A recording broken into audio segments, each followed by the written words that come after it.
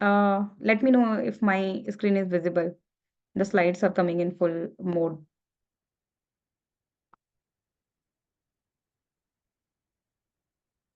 Is it visible? Yes, yes, yes. Okay. Okay. So today I'm going to talk about Python multi-threading and multiprocessing. Uh, so introduction is like this is the concept of concurrency in Python. So how like Python does the task simultaneously, which seems simultaneously. So there are two concepts in Python for achieving the concurrency. One is multi-threading and one is multiprocessing. So we will just discuss briefly about these two concepts in this talk. So first is understanding concurrency. So concurrency is the ability to execute the task seemingly simultaneously. So in a general life, this picture shows the example of concurrency. So there is a lady, she is cooking and then chopping some vegetables and mixing something and watering the plant, making some notes, receiving phone calls. So she is doing all the things concurrently. So at the same time, so it seems like it is, she is doing at the same time, but yeah, some tasks are like when she is like she has put the vegetable in the pan, then when the waiting time is there, she is doing something else, she's taking phone calls. So some tasks are like that, and some tasks are uh, coming parallelly. So uh, in this mode she is working, so that we can say it is a concurrency. So in the same way, we do the concurrency in the Python when we have to execute some task or we have to execute some process. Then if we we use the concurrency concept, then we can do it in more efficient way. Why concurrency? So concurrency is for improving the performance on multi-core system. So it improves the performance and lesser down the time of execution of some task, and it enhance the responsiveness of an application. So application would be more responsive when you are using concurrency concept, because that will not be idle for the input output or some other waiting scenarios. So it will be more responsive. And simplified programming structure for complex tasks. So we will see like how the complex tasks are divided into sub process or sub task. So it will be simplified program. So that's why concurrency is a very good concept in Python if you want to achieve good performance and other benefits. First, we will discuss about Python multi-threading. So basic of Python multi-threading, as the name suggests that there are some threads available, multiple threads are available.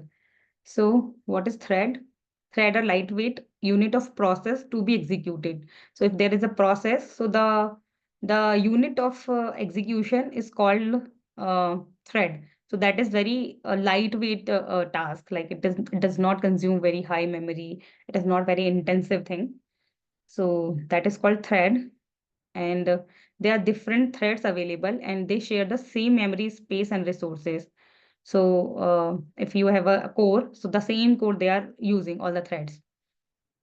And if we talk about process, so a process can have multiple threads.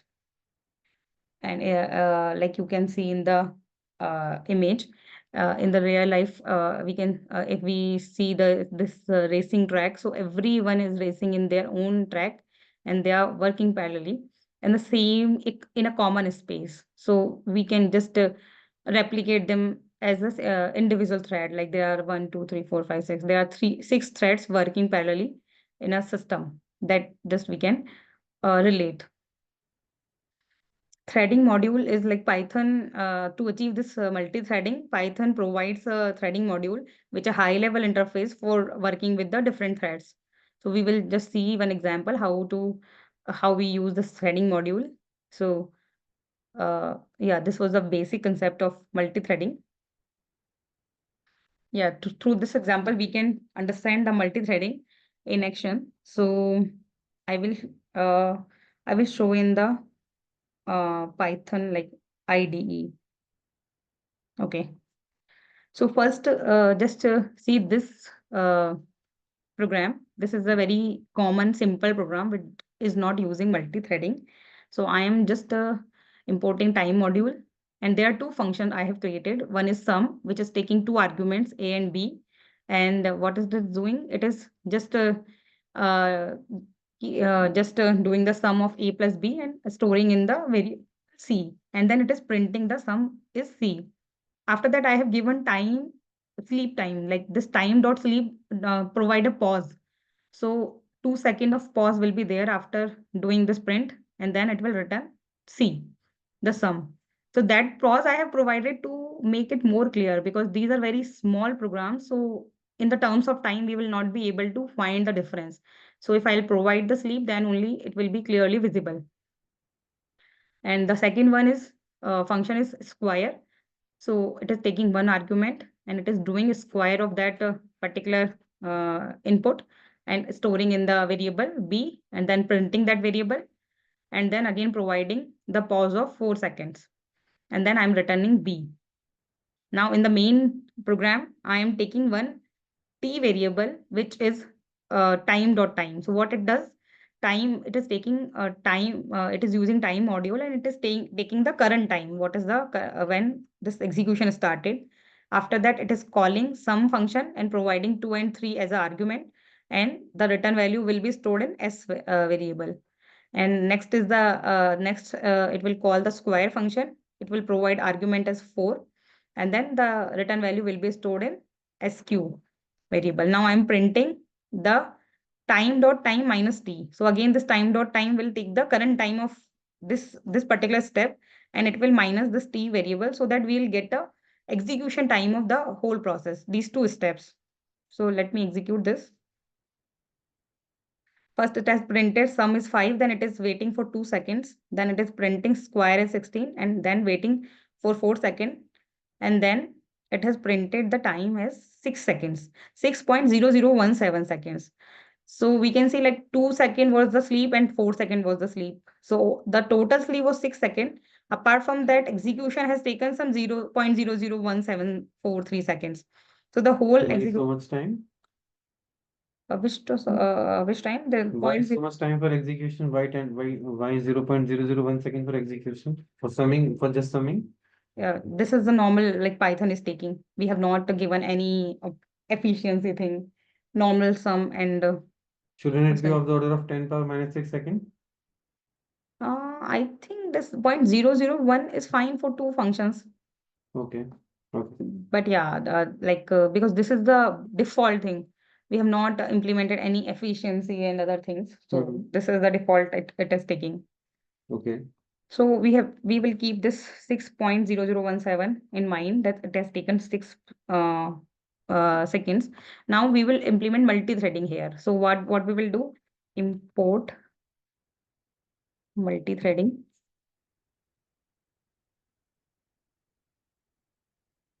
Uh, Import threading, sorry. Threading is the module name.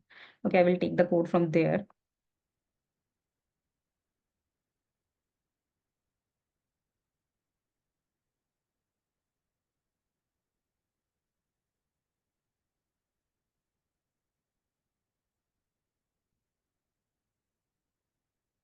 Oh, I have it here also. So first I am creating one thread into function. Okay, I will just explain one by one. So there is one, this is the threading module I have imported. Then this threading module will create a thread. So threading the thread will create a thread, and target is the function name.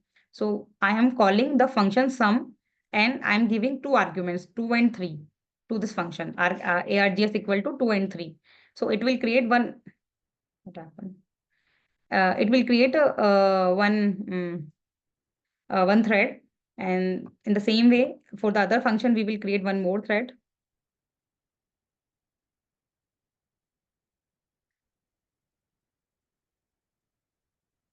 So this is the thread 2, and again I'm creating thread, and target is a square function and argument is 4, 4 comma this tuple because it takes the tuple, so we have to provide in this format. Now, in the thread, There's only one argument. Why do you put comma there? yeah, it is like this is the syntax. If it is a tuple, then you have to provide comma and then null will be there. If you will not provide, then it will not take that. Mhm. Then in the multi-threading, if you have to start the thread, then you have to write the start. Otherwise, it will not start the threading. Okay, so thread 1 dot start, then thread 2 dot start. Then there is one more syntax. We have to join the threads. Otherwise, it will not give the joined output. Like it will not combine the output. Now I will comment out this part. Okay, this was the normal execution. Okay, now we will run this. That's fine, right? Which for 4 seconds. 2 seconds and then so it is 4.00 seconds, 0016 seconds. If you remember earlier it was 6.00 seconds. So what happens in multi-threading, like when first it called this thread, like this thread was executed in that specific memory space. It is not parallelly both the threads are running. First thread ran, then when it got the time dot sleep 2 seconds. So for those 2 seconds, CPU does not have anything, that particular core or that particular memory does not have anything to do. It is idle. So that's why the next thread can be processed at that particular time. So when it was waiting, the next thread started and then it executed. So whenever there's something where a CPU is not working or like that memory space is not being used, it is waiting for some input. For example, we have some application where multiple outputs are there, or like in networks, you need to wait for some response from some server, or some web applications are there where some socket and all concepts are there where you need to wait for some inputs. In those scenarios where you need to wait and your CPU does not have anything to do, then you can implement this multi-threading. It does not need multiple memory spaces, only the same memory space. Like if you are using one core, so that single core will be used, but waiting time will be used by another thread. So multiple threads will be executed whenever the application or CPU will wait for some input output. So that's why it increased the performance. But as I said, that whenever your CPU is waiting for something, then only it will be useful. So that is the main concept of multi-threading. And how do you implement this in a for loop? So let's say you want to calculate the square of first 10 numbers. So how do you implement that in a for loop so that you can calculate the square of first 10 numbers simultaneously? So in this also, the threads you can create in the for loop. For thread in like you can create one list. I'm just writing a rough syntax, but yeah, that can be implemented. And uh, in threads, I think. No, we have to provide this in for like you will have a list for numbers, right? Input list. What the square if you need 3, 4, 5, 6, right? Then you will give for item in input list. Okay, then you will this syntax you can just write like thread or something, some variable you can introduce with it. Thread I thread item. Like how we'll define the Okay, fine. I think I don't remember the syntax, but thread 0, thread 1, thread 2 will be created. Okay. And then accordingly you can write this this thing you can write square. Square and arc I, yeah, whatever item. So this how that syntax I don't remember, like how to provide this as like 0, 1, 2. And then here you can provide the item. Got it. Then the 4 threads will be created, and whenever it will be waiting, the next thread will be executed. The start and join, everything will be under the root. So that is And how do you know how many threads are there in your computer? Does this question make any sense? Or do you say that how many threads do you have in your processor? I don't think it shows anywhere in the hardware. You have to write something in your program. For example, we have given some pause, so we were able to identify. You can put some identifier like thread 1 is running, thread 2 is running, this print statement. Then only you will get to know. But there's nothing like hardware task manager will show you. That is not like that. In the process, it shows that we will discuss in multiprocessing. But yeah, for thread, as per my knowledge, nothing is there from the hardware side. At least task manager does not show, but if something else is there, I am not aware about that. But you can write in the program. So if I say my processor is 5 core, 7 core, 9 core, so is the number of cores same as number of threads? No, no, no. Number of cores, What we is the can difference say, then? like 8 cores mean the memory is distributed in the 8 cores. So when we will discuss Memory means RAM. no, yeah. When we will discuss multiprocessing, that this concept may be more clear.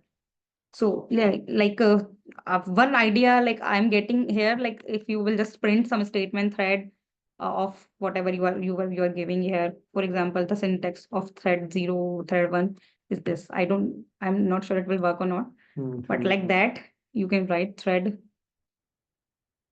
item is running. Just this print statement will show you everything, like which thread is running, how many threads are there. So in the programmatically, maybe you can get this thing. But yeah, I can check like if we have some other way to. And it is also different from number of processors. So first, let me explain multiprocessing, then maybe it will be more clear because these are looks very similar. There are minor, like some differences are there. Okay. So this was the multi-threading. So is there any question, Gyanti, about this multi-threading? Or if Nikhil is there?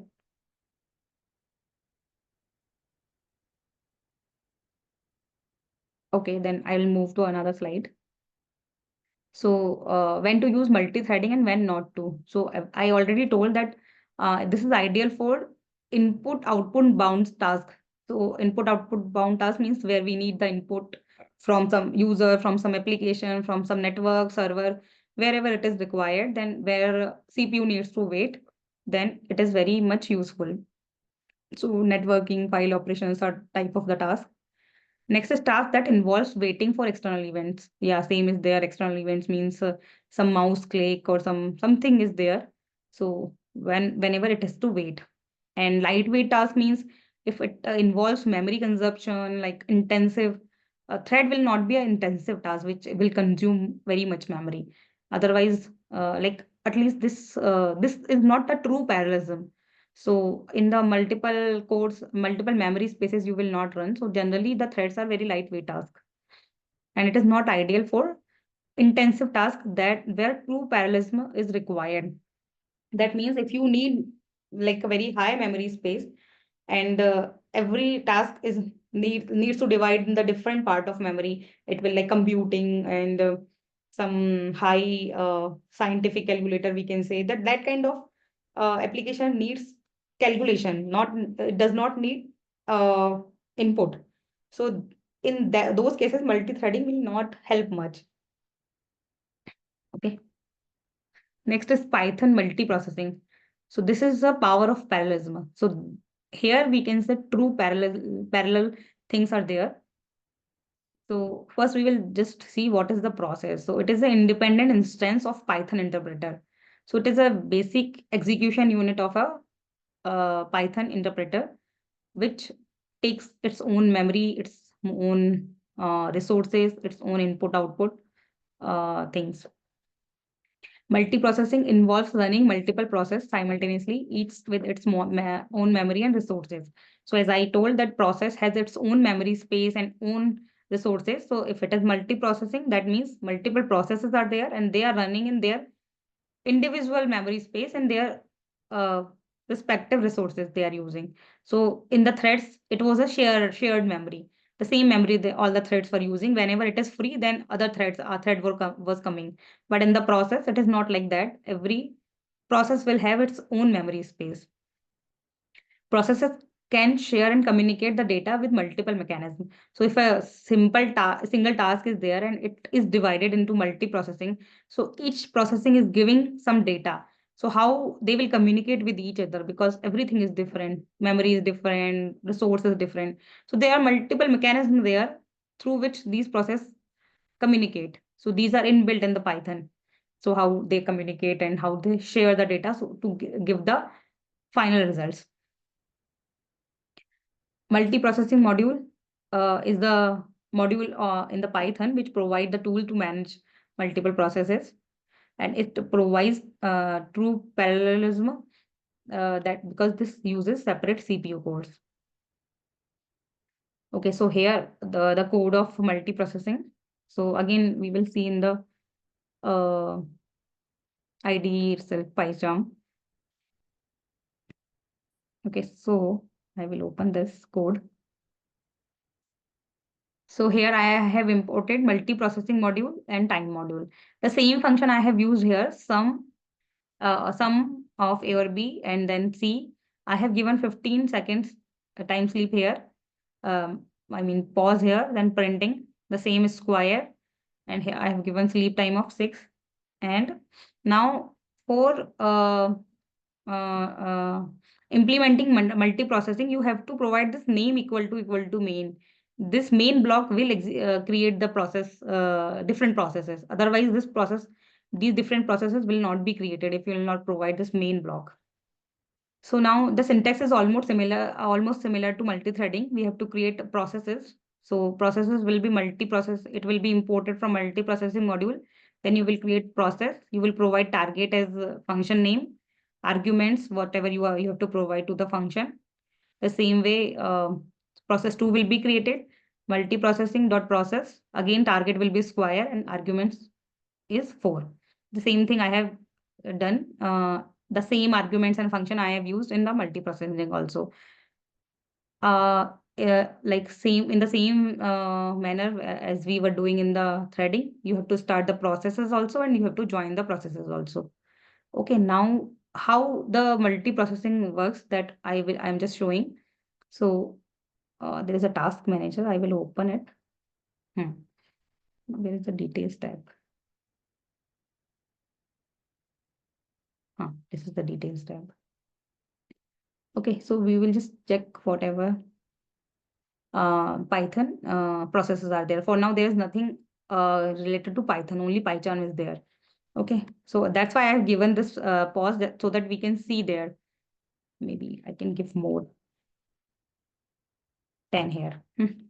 Then I will run this. Okay, now you can see here python.exe, three processes has been created. First is for the whole program. Second is for the first process, and third is for the second process. Whenever the first task will be done, then the first process will go, and then now the whole is completed. So the whole three process gone. But you have seen like there were three processes has been created. So these were not like these were different processes which CPU is creating. You want me to run again? Okay. And how much time does it take? 15 seconds. 15 seconds it will take. So that's why it will be shown in the task manager till 15 seconds. And it will be shown till 10 seconds. Okay. So there's no Python process for now. I will run this program. See, there are three processes has been created. Why 4 are coming? But it's just python.exe. No, earlier it was not there. Some 2 processes has been created. Last one was 2. I am not sure why this one has created 2 times. Okay, let me run again. One should stay for 10 seconds, one should stay for 15 seconds. Yes. But it shows 3. Yes. Earlier it was 2 only. Now you can see like the second one is still there. So second one has 2 processes. I think something earlier it was not showing 2. Only one process was for this. One is for this and one is for entire one. 3 were there now. That I will check like why it is showing 4 process. Maybe one more time I will check.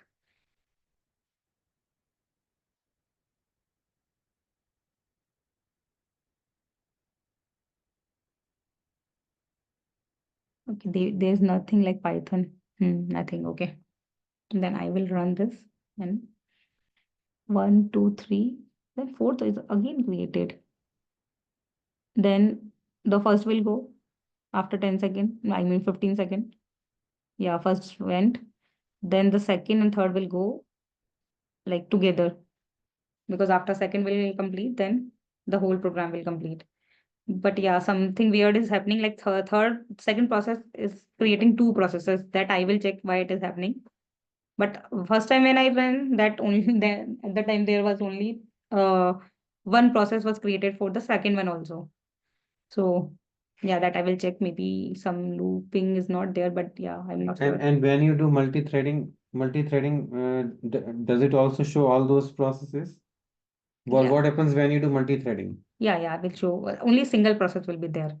So what we have done, why it is showing wrong? Okay, this board will copy that code, multi-threading code. Let me show that also.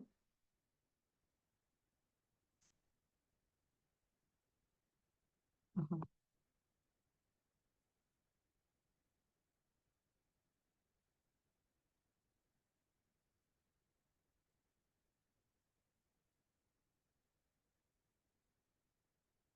ये delete कर दो ना बस यहाँ से हाँ okay delete कर दो बस कुछ ऊपर It should run. अच्छा ठीक है अच्छा task manager is there. There is no Python program, right? Now I will run this. There is only one Python program. One process will be created. Under this one process, I have created two threads. So in the same process, like thread is the sub part of the process, we can say. So if you have one process, under that you can create 1, 2, 3, 4, 5 thread, and the memory space which process is having, that memory space will be shared by all the threads. But if it is another process, then the memory space will be different. Then it will have its own thread if you want to create. Okay. So in the real life scenario, in the they give the example of cook. So if one main cook is there, so he is in the one kitchen, he is checking multiple assistant chef, and they are doing. Someone is chopping, someone is just frying the thing. So the someone is cooking the main course. So for the whole meals, everyone is doing something, but in the single space, and that main chef is watching that. There's one more kitchen. He is going to there is one more chef is there, and there are also multiple cooks. They are working on some other part, and they are also cooking in that shared space. So these are threads in the first kitchen, and You there have multiple threads. And the chef is the process. The other chef is another process. It is working in another kitchen, and it has its own space. All those assistant chefs are sharing that common space. So that kind of structure, like we can replicate. So you can have multi-threading within a multi-process. Yes, we can have, but I have not implemented that. But yeah, obviously it can. I don't know how the code will work when the single process is getting created. Then how we will write the thread. But ideally, if it is a multi-threading, that it is under a process. Okay.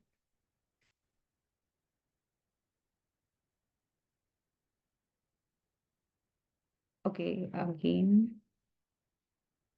So when to use multiprocessing, as we have already discussed, like it has every process has its own memory, so it will need a high amount of memory. So the tasks which need true parallelism, there we can use multiprocessing. So it is a like heavy computation type of task where CPU bound task.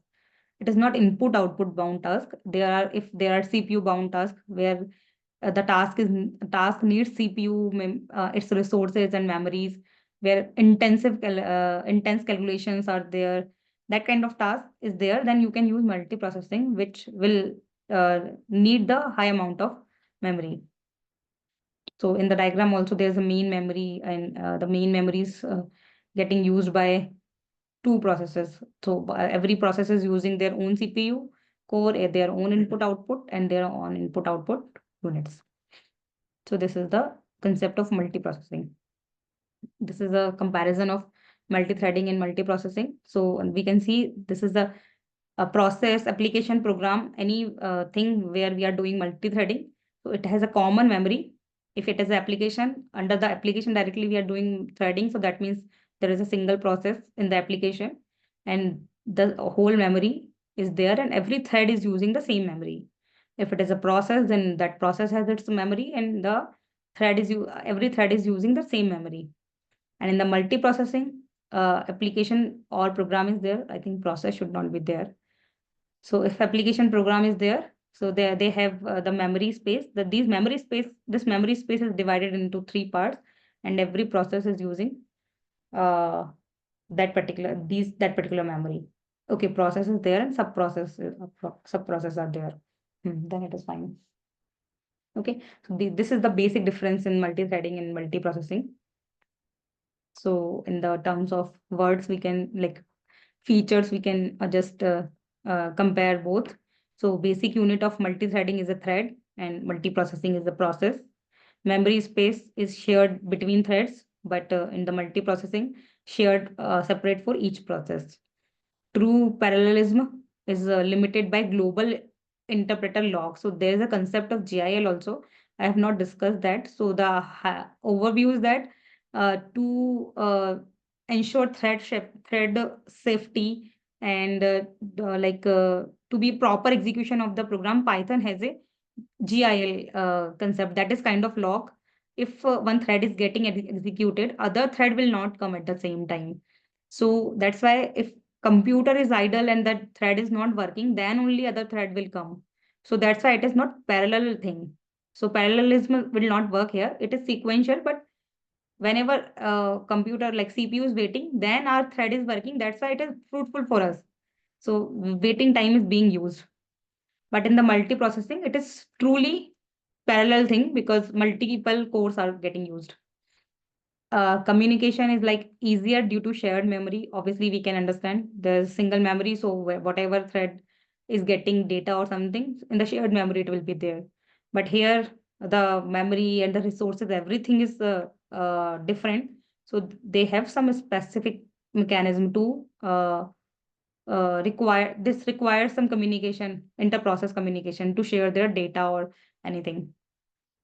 Memory overhead is lower. Obviously, it is getting executed in the lower memory, but this multiprocessing needs higher memory because it will be divided into multiple memory chunks.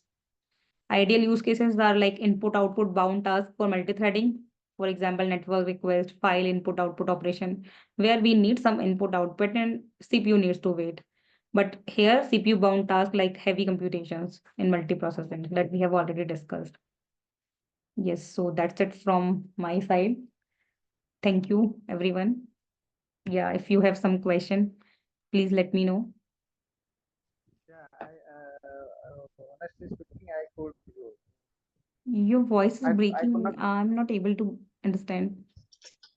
Now, am I okay? Yeah, I now mean, it can is you hear fine. me?